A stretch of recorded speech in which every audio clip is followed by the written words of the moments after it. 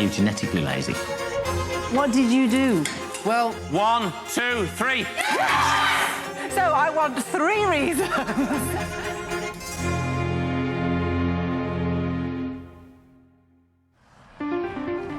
Who is responsible for underachievement? Students or teachers?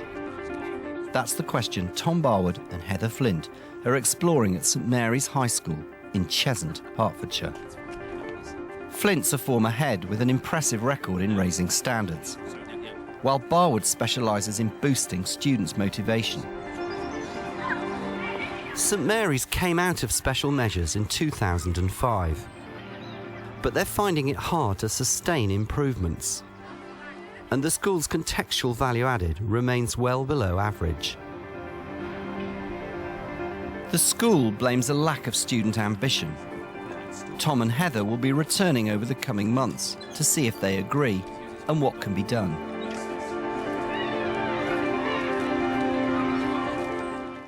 talk me through what you would do then. What process have you gone through?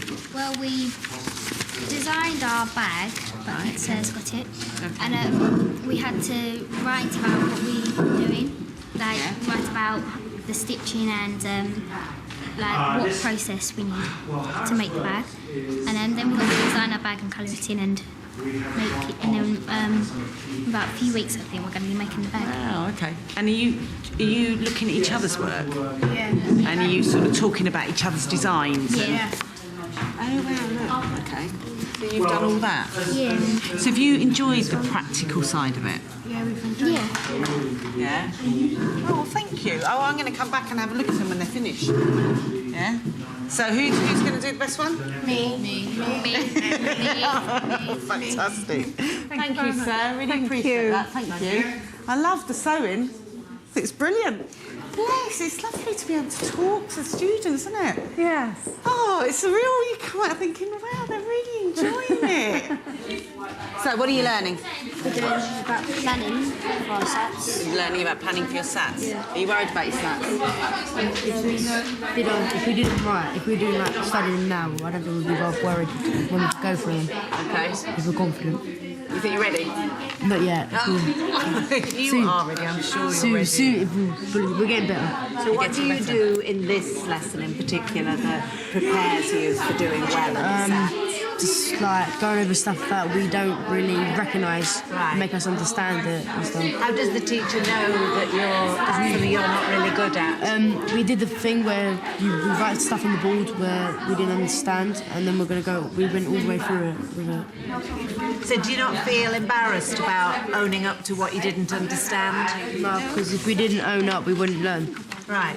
The worry I've got is that I would hate for staff to feel that it's a spying technique. Just another way of checking. Because we have a lesson observation schedule. We have all that in place. Yes. And then if it's another thing, staff will just be... No, I think we need to talk about exactly how you establish it in the school, how it's very, very clearly different from a lesson observation. It's not a lesson observation. No. And...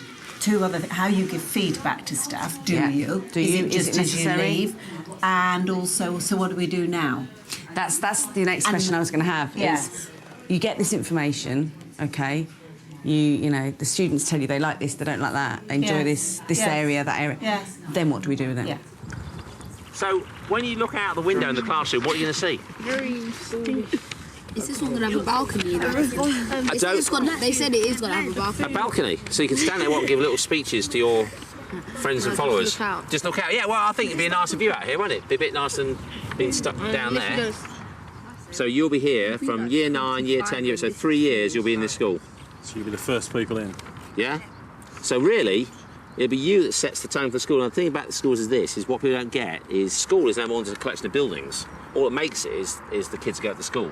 And now what's really important is when you're out there and people say, which school did you go to? And you go, I went to St Mary's. They're going to do one or two things. They're going to go, oh, St Mary's, yeah. Or they're going to go, oh, St Mary's, yeah, I've heard a lot about that school. Does a lot of interesting things. Now, the only people who dictate that is you.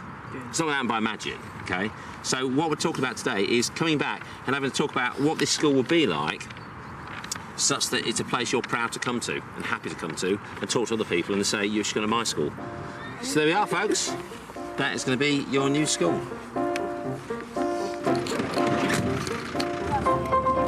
We're only naturally motivated when we think that something involves us and directly impacts on our life. The problem is today we've expected pupils to fit the system, not the systems to fit the pupils. And therefore, a lot of people, they're not actually disaffected, they're disengaged. And it's getting that process of engagement to take part.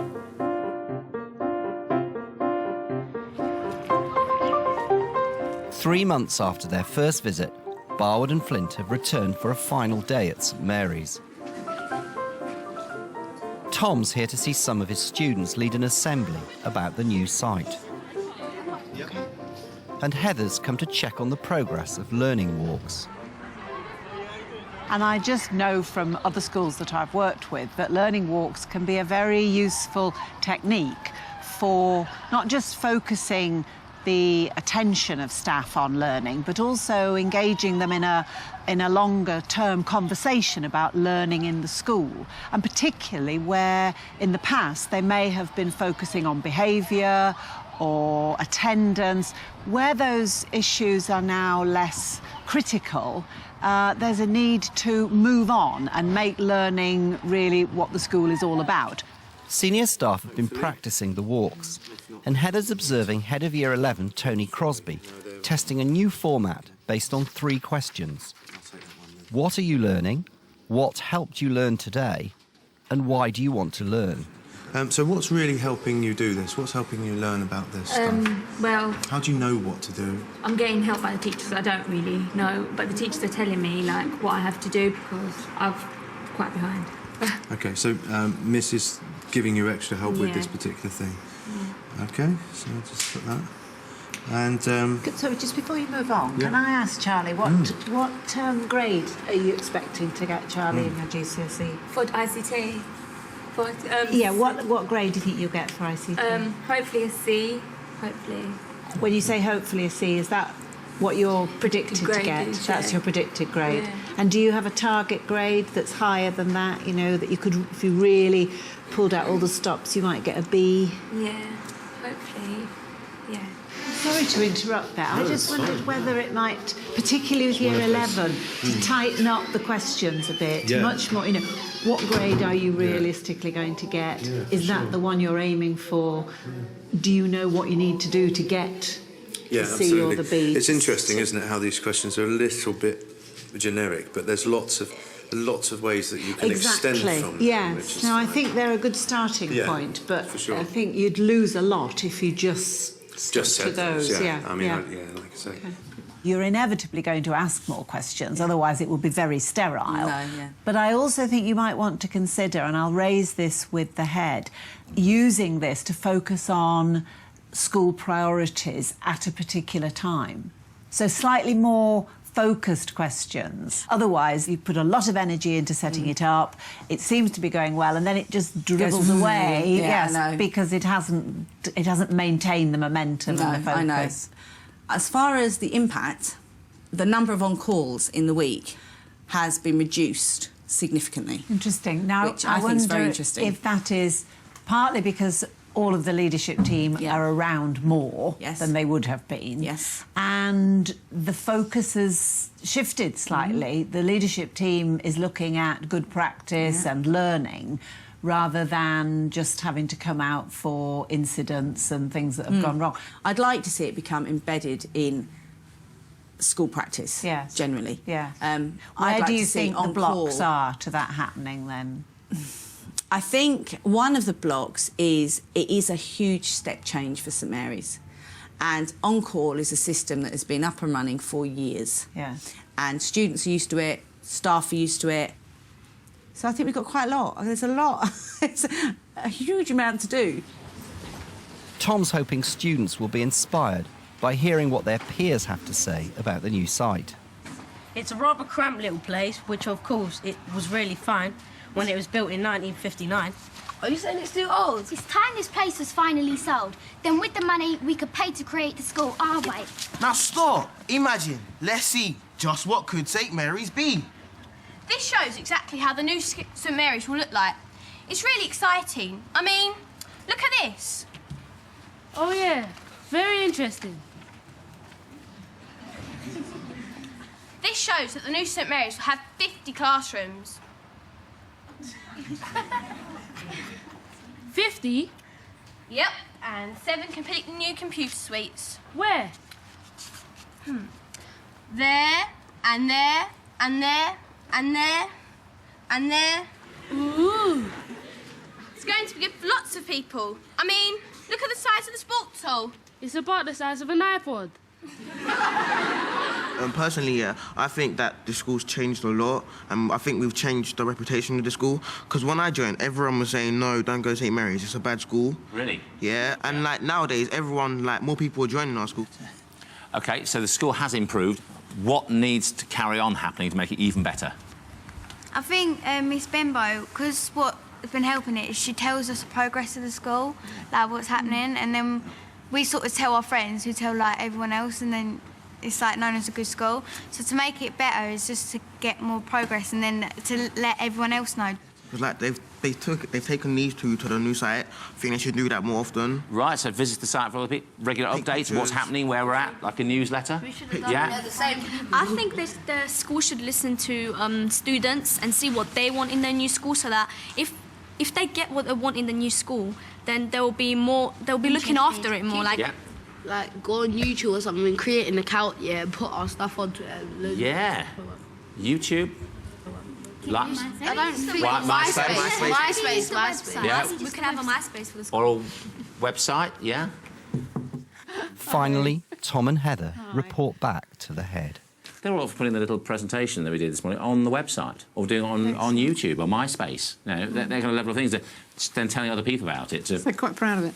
Yeah, and I think that's what it's about. It's when you get that sense of ownership, you know, they do it, and I think they're really keen to contribute. And so I think, in many ways, you know, the drive could be, and maybe should be, student-led. You know, this is what we expect from our teachers, not this is what we're going to do for you. You know, that's really. But there are actually quite clear protocols for discussing issues around provision. Yeah. And we have engaged them before in teaching and learning and what they want. Yeah. But they do enjoy telling us what they want, and they're usually very, very astute.